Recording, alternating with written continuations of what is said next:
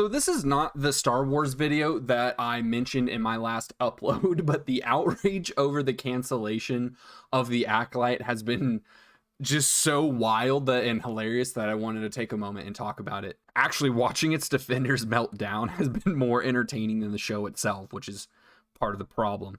Honestly, the Acolyte represents everything that Hollywood culture believes in, namely identity politics. And its defenders attacking anyone and everyone who disagrees with it on a personal level is a perfect example of the dangers of just such a philosophy. Call me racist if you want. Anyone who knows me personally will know why that is funny. And honestly, guys, if you are a personal friend of mine and you see someone calling me names like that in the comment section, don't defend me. You guys know why it's funny. Please don't reveal those details to win such a pointless argument. I don't want to score points on some system that is just so far beyond rational thought. So please don't. The truth is that we don't care about race or gender or orientation of a cast or characters. We just want a good story and talented professionals to bring those stories to life. You, defenders of the Acolyte, are the ones bringing race, gender, and orientation into the conversation. This show was a symbol for everything you believe in, and it failed, and I can understand being upset about that. But you have to understand, you're not the majority. You are the very vocal minority. This idea that you have that the only people who hate it are racists and bigots is fundamentally false. It had an 18% audience rating on Rotten Tomatoes.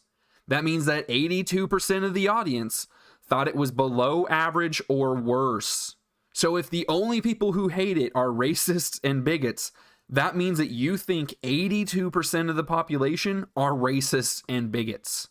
Yet, the same population loved Fallout and Arcane, and to a certain extent, Ahsoka. Ahsoka certainly to a lesser extent because it still had issues with its character writing, but it was certainly liked more than the Acolyte was. All of these projects had leads that were either female, people of color, and or LGBTQI plus characters. And they are all almost universally loved.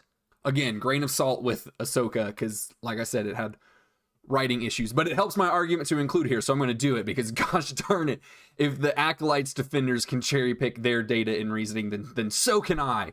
Also, there was nothing bold about the Acolyte. I keep seeing people say that it's the only thing that puts the Jedi in an unfavorable light.